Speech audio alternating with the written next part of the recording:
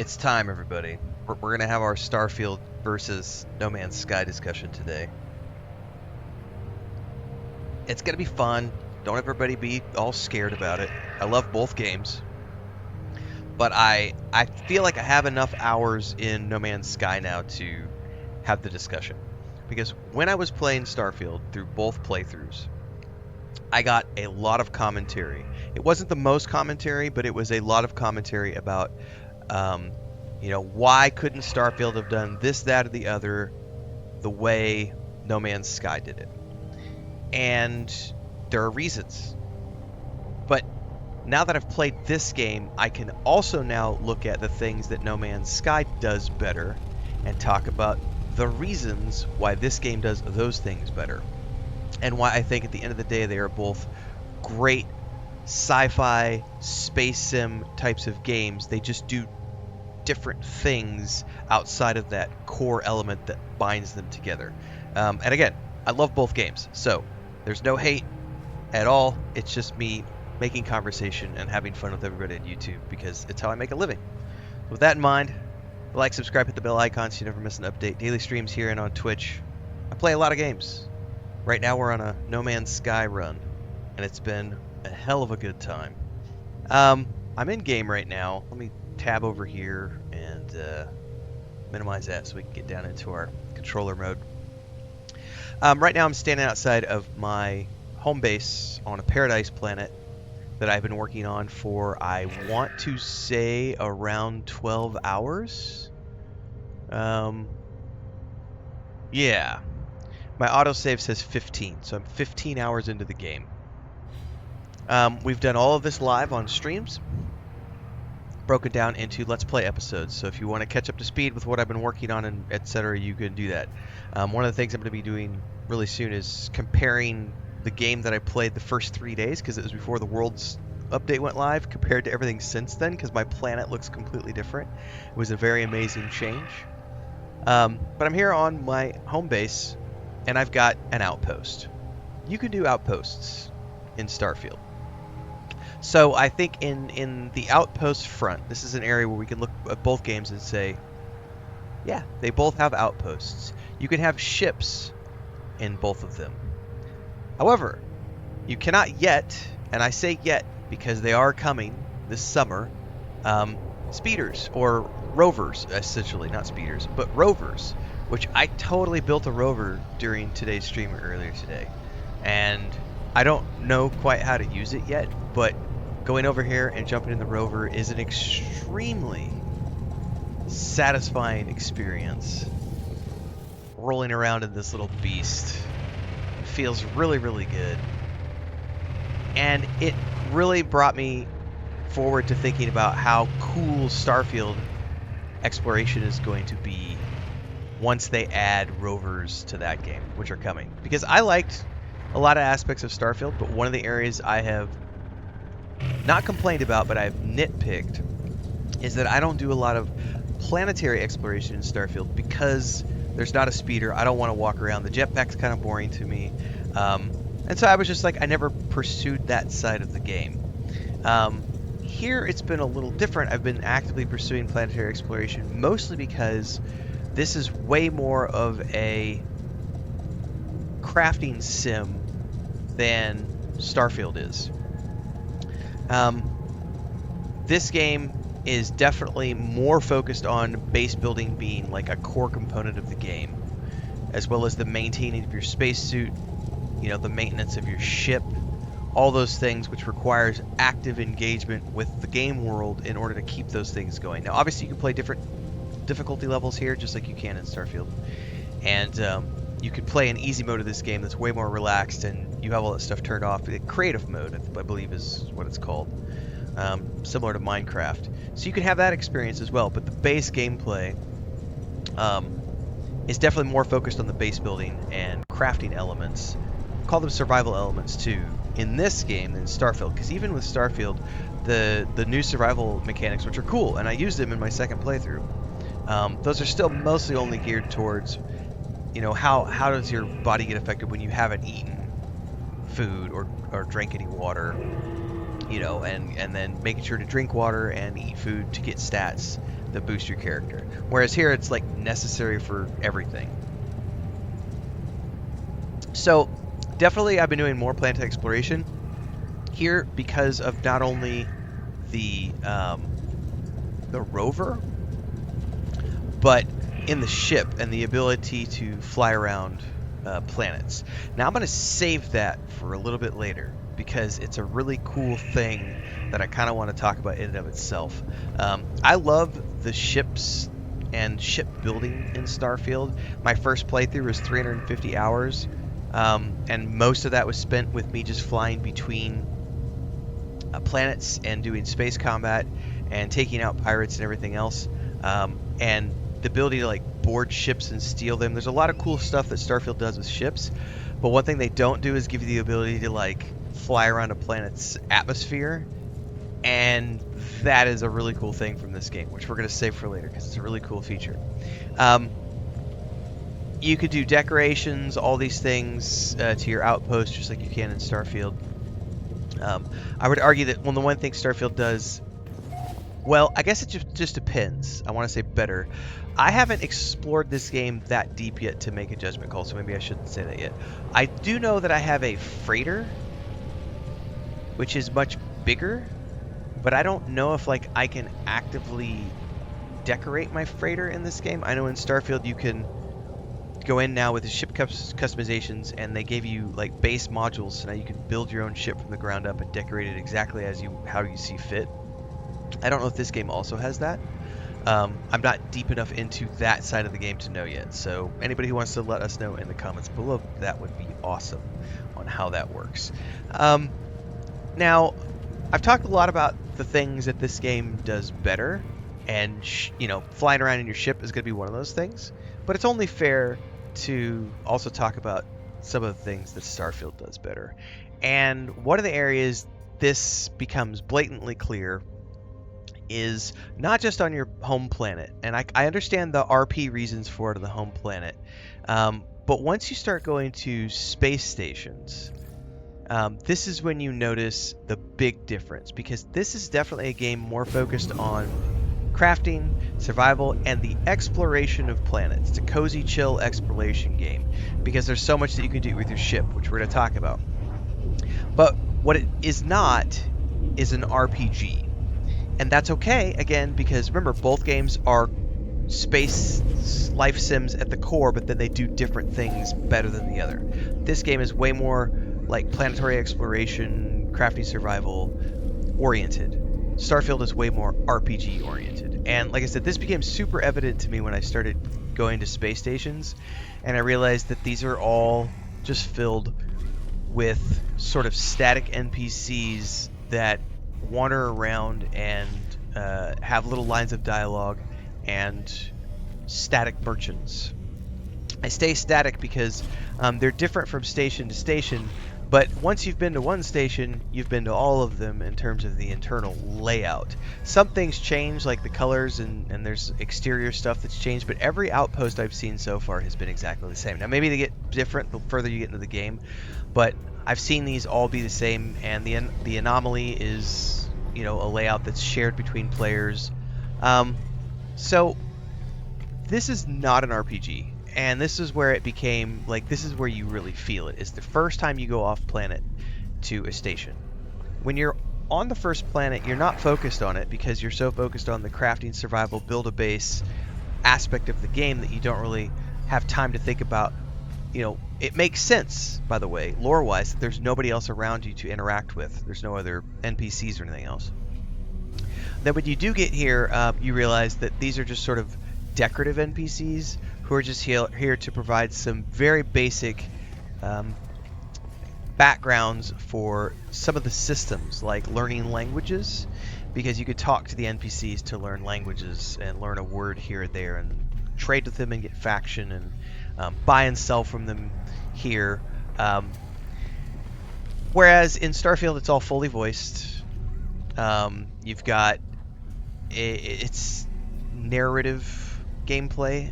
It's a narrative RPG, as opposed to this being a crafting exploration game. They both feature ship building and flying of ships and traveling to planets. that aspect's there. But story and the RPG elements are where Starfield is definitely a lot different for the games, and this game, and that's where they shine.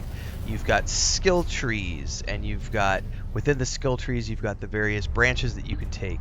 You've got all of the different aspects of research when it comes to the crafting system, which is similar to here, but within the way they've tied together the skill tree with the crafting system, with the narration system, with the ability to negotiate or threaten or bribe or steal or do any of these things, that's all in there together with the RPG aspect of Starfield. So that's an area where that game definitely shines, because this game does not do any of that. All the quests are laid out in a very, like, somebody said the other day, 70s science fiction format, and I went, that's kind of a fair assessment. But I'll show you what I mean. Like, you talk to this person, and you don't understand all the language yet, so it's all gibberish. And as you understand words, they pop up in colors, and then you get a slight line of dialogue about what they're doing, and then you can request dialogue help, and they'll say something and point to symbols and do stuff like this. But that's it. Those are the interactions. There are quests that we have with NPCs which offer like more dialogue, but it's still just text dialogue, no voiceovers, anything like that. It's just presented in this format right here. So it's fine, but something to be aware of when we're talking similarities and differences. We're going to take off here because I do want to show the ship stuff, because this is an area where the game really, really shines, for sure. So we're going to take off from this space station. And this is probably where I saw the most amount of commentary on my Starfield videos, was people talking about why couldn't Starfield do space exploration, planet landing, and all this other stuff like No Man's Sky did it, because No Man's Sky did it so much better. Yes, No Man's Sky does it much better. Happily admit that. But it's completely different tech than what's driving Bethesda's Starfield game. And you cannot say that one or the other is better. They do different things. One is more geared towards RPG systems, one is more geared toward this exploration and the procedural generation of content. So we are in space right now. The only complaint I have about this, at least on the controller, is that I can't remap any of the controls. So I had to learn how to fly using their unique style. But once you get used to it, it's not my favorite. That's the space station we were just on. You can look around. This is the part that I still can't get to grips with, because this is the right thumbstick, and I would be using this to like pitch up, down, go left, right, and using the left button like forward and backward for throttle, and they have everything tied to the left thumbstick in terms of all of this. It's very weird for me to get used to this. But we're here in space, and we've seen this in Starfield. There are space stations in Starfield that you can dock with. Someone out there's going to yell, yeah, but there's loading screens in Starfield. Again, different tech, different engine. One is not better than the other. They just do things differently. This is a pretty amazing system. So, first and foremost, there are these planets that you've discovered, and we can hover over a planet and see what that planet is. And we can move in a different direction, and we can look around and say, oh, there's another planet right here. This is an unknown planet. Let's scan it. Press RLS. Okay, it's got frost crystals, copper, dioxide, cobalt there. Something just jumped in behind us, I think. And then, look, there's... Oh, there they are. They're jumping in right there. Somebody's fleet.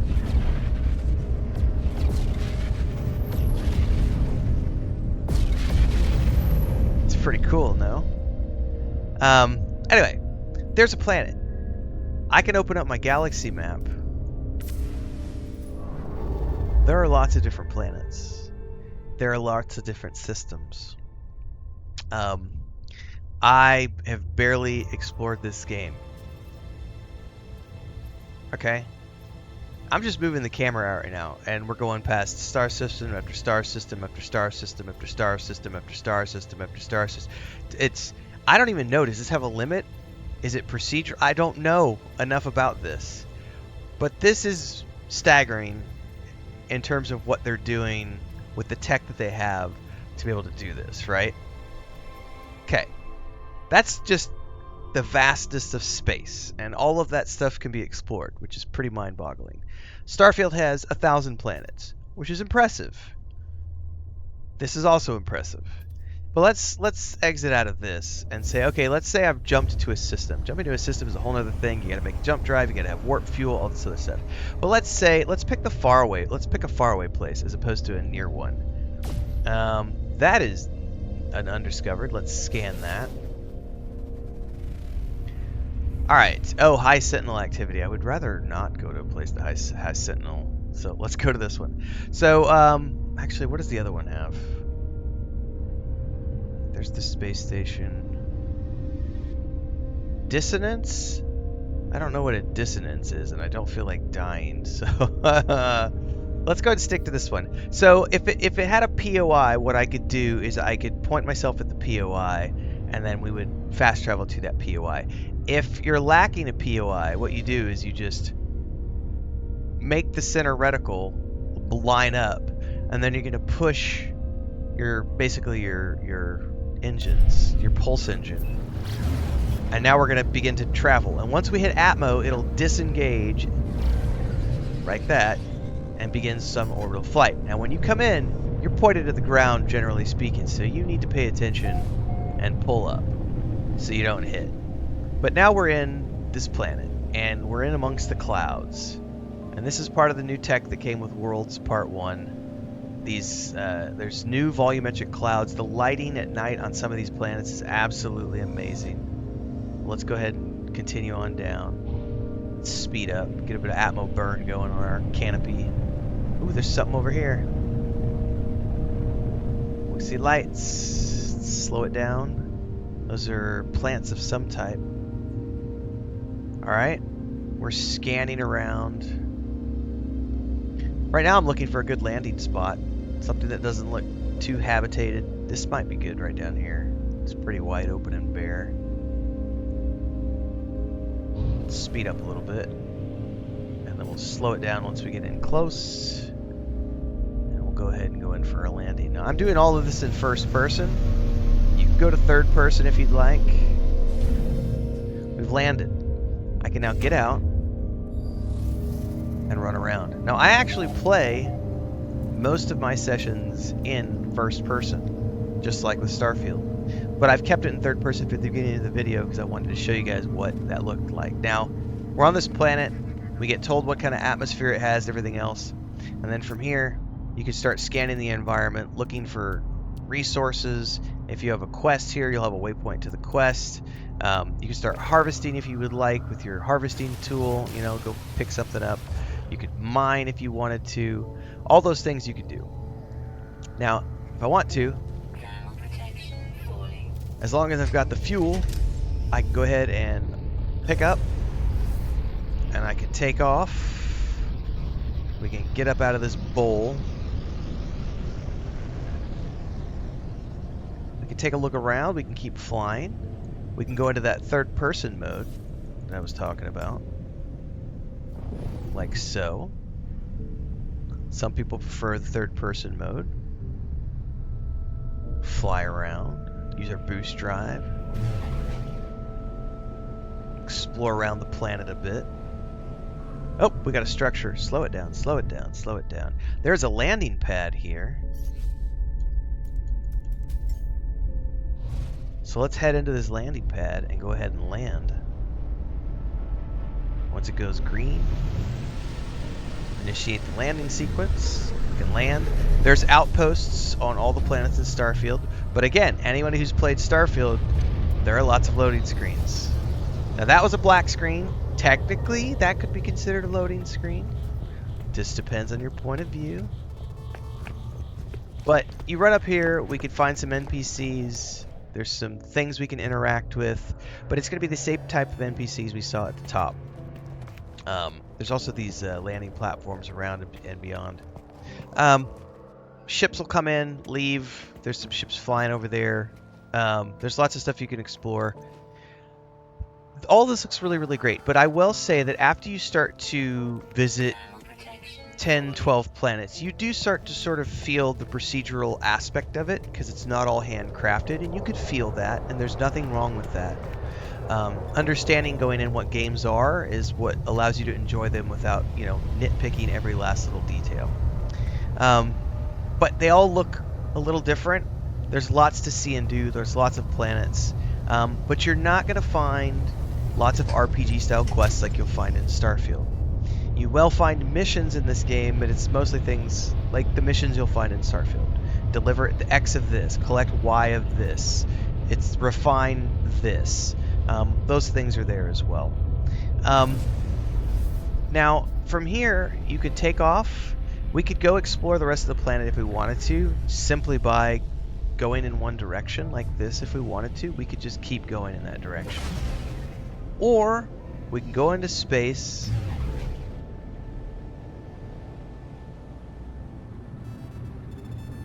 I almost went a little too high. We can come up in that, we can come past Atmo. We can pick a different point on the planet. Let's head in that direction. Let's head in the direction of that moon. And we can move to a completely different place on the planet.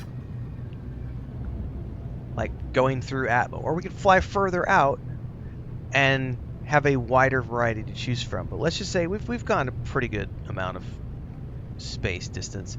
So now we can come back down and we'll see what we can see. This kind of looks the same as where we were earlier. We might, I don't know what the geography of this planet is. If we've got different biomes on the planet or not, we would have to go further out and look at the continent aspect of it. But you can come in and you can explore and see all of this, and all you need is fuel. It's pretty amazing. And then we can go out and I can point my ship at another planet. Let's say this one right here. We're going to point ourselves at that space anomaly, hit our pulse engines, and now we're warping. Well, we're not warping at the moment. We're just...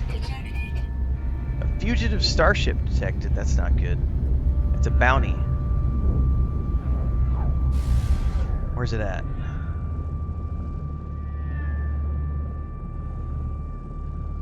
This is one area where I'm not intimately familiar with, but I was going to see if we could show some combat off. Because that's one of the areas where I think that Starfield has way better combat than this game has. Like, this game has combat, but I find it very simplistic compared to the spaceship combat in Starfield. Because there you have like the targeting system, and you can disable engines, you can disable shields, you can target different components of a ship, you can board the ships, all those things. Here, it's more of just at least. Ooh, what is somebody's anomaly? That might be my anomaly. Here we are at this other planet. What is that over here? Let's go back down in. All right, different planet. We can come on in here. This one has water, I think. And we can go look at the water that they added in the new update.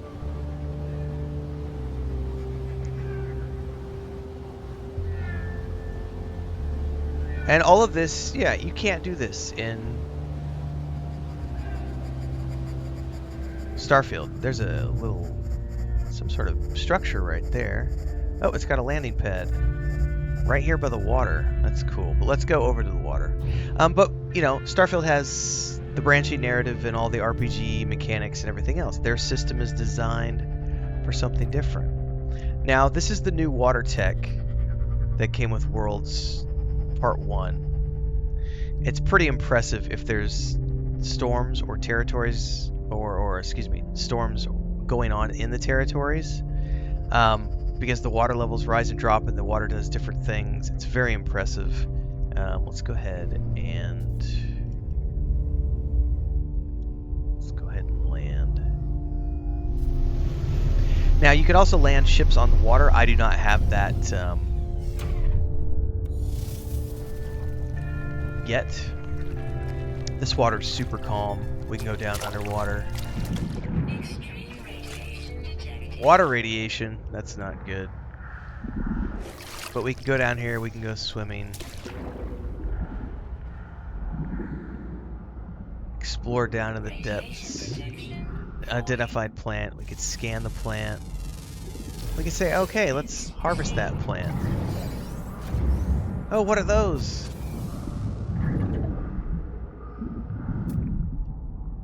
Are they mad at me? Because I don't know. I think so.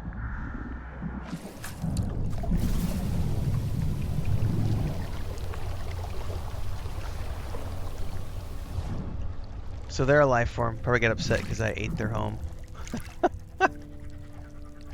And then from here we can go back to our ship and get off planet. Go back to our home base. We can go explore other planets. We can go to a space station, find a mission to do, go back home, work on building more stuff. There's also mechs in this game, and also like the rover that we saw. There's also freighters, which I have a freighter somewhere. Oh, there he is. Let's go find him. I saw the skull there for a second. Where is he at?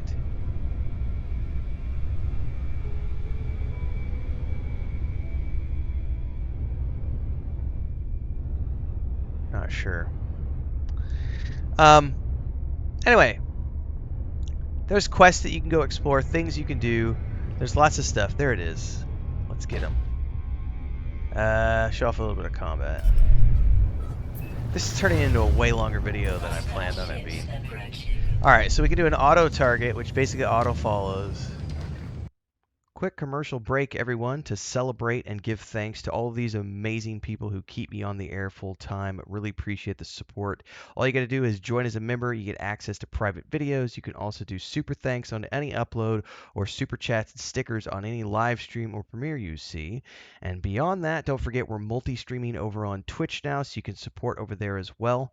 Thanks so much to everybody. Let's get back to the video at hand. Alright, we're in. I figured it out. It was user error. So if we're automatically locking on, and now we're gonna follow him, take him out. The combat is not that impressive. Like, it's okay. It doesn't need to be impressive. I've seen better versions than that. That felt a little buggy to me. But you know, since we're here, I can show you another thing that's really cool to do while we're up in space. Is we can come in here into this asteroid field.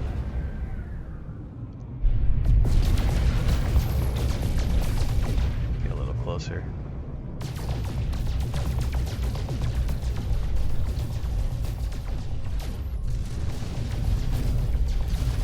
And we can blow asteroids up.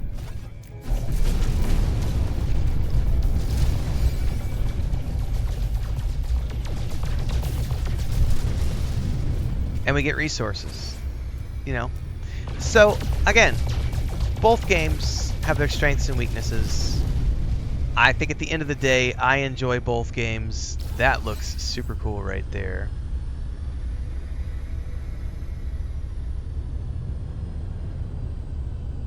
Recruitable frigate. I already have a frigate in my home base, which is an aspect of the game that I haven't even gotten into yet, which is owning a fleet of starships. Which is definitely something you cannot do. Well, you can have your own garage full of starships, but you can't have a fleet. And you can actually like build a fleet here and have a squadron. And I don't know all the details yet because I haven't gotten that deep into the system. But it's interesting. So There's a lot going on here, but I will say that the one thing that I've started to notice after 15 hours is that this is not a game where I can sit down and play. Well, you know what I mean? Like I'm trying to think of how to explain this in an articulate way. I like story in my games. I'm a big fan of story, and anybody who's been around my channel for any length of time knows that is the #1 criteria that I place on a game when it comes to my personal enjoyment is, does the game have a good story? And is it engaging? And the one thing that this game does not do that well, in my opinion, is it has a story which is interesting from a high level. Okay, we're searching down this past travelers, we're gonna find more about them, right? Like, okay, there's a mystery to be solved. That's sort of a high level story. Whereas in Starfield, as an example, you're getting a very granular NPC interaction, you know, plus you're having relationships. They might not be as, you know, like Baldur's Gate 3 relationships, yes, are better than Starfield's relationships. But again, strengths and weaknesses of other games. You know, we can't make every game the same as the other ones around it. Starfield does better narrative interactions and narrative gameplay, and so for me, I much prefer the questing system there and the storylines there. And I find myself being able to play really long. So I could play 8 or 10 hours of Starfield.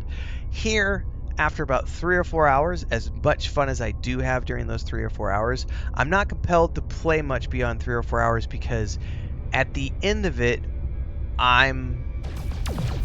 it's not my favorite activity. Crafting, survival, exploration is fun, but I crave story. I want to have some sort of narrative to be driving whatever it is that I'm doing, which is why I will then always end up going and gravitating towards another story-based game, or I'll go watch a TV show with Chris, or I'll read a book or something. My creative mind is always searching for that, because at my core level, what I've done for the past, I don't know, 15 years or so now is as a writer, as a creative individual, creating things, and so that's where my primary interests are always going to lie. Anyway, I've rambled for like 30 minutes. I need to shut up because this was only supposed to be like a 15-minute video. Here's what I will say. This game's been out for 8 years, and they've had 8 years to build upon the technology that they built. So I kind of feel like when I look at Starfield, Starfield's been out for 1 year, and in 1 year they have already done some very impressive stuff as far as patching their game with the new map systems. They've enhanced the Planetary Exploration now way beyond what it was at launch, and they've mirrored some of what we see in Starfield. They're adding the land vehicles. They added aim assist and lots of new stuff to make ammo and better the gameplay there. They've done lots of cool things. We have a major story DLC coming this fall. If they continue on the same track as there's another ship. Let's go do that. If they continue on the same route as Hello Games, I have no doubt that in 8 years, Starfield will also have something that is as impressive, as massive in scope as what is being done here and what has been done here over the past 8 years to make this game so polished and so impressive with their continual additions and continually adding new content over the course of 8 years. I think that's where this game, even though there are things that Starfield does better, excuse me, overall, No Man's Sky has had 8 years to add polish and content and extra features and engineering and all this other stuff. So I would say give Starfield 8 years, and then we'll see where they're at. They might turn into the next Skyrim, where they have a never-ending anniversary edition that comes around. We just don't know yet. But at the end of the day, I'm having fun in both these games. I'm happily going to be playing the Shattered Space DLC this fall for Starfield, and I will be continuing to play No Man's Sky for the foreseeable future because it is a lot of fun. I was saying the other day that unless Light No Fire comes out at some point in the near future, I'm going to be continuing to play this game as like one of the main things I do between all the other titles, because as a variety streamer I do play a lot of different games, but I usually need to have something in the interim. I almost bashed into that. Alright, let's slow it down.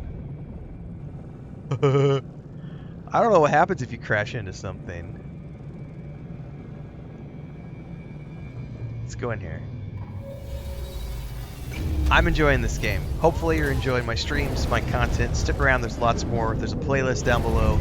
Daily streams here and on Twitch. Like, subscribe, hit the bell icon so you never miss an update, and I'll catch everybody in the next one. Until then, stay safe. Happy gaming.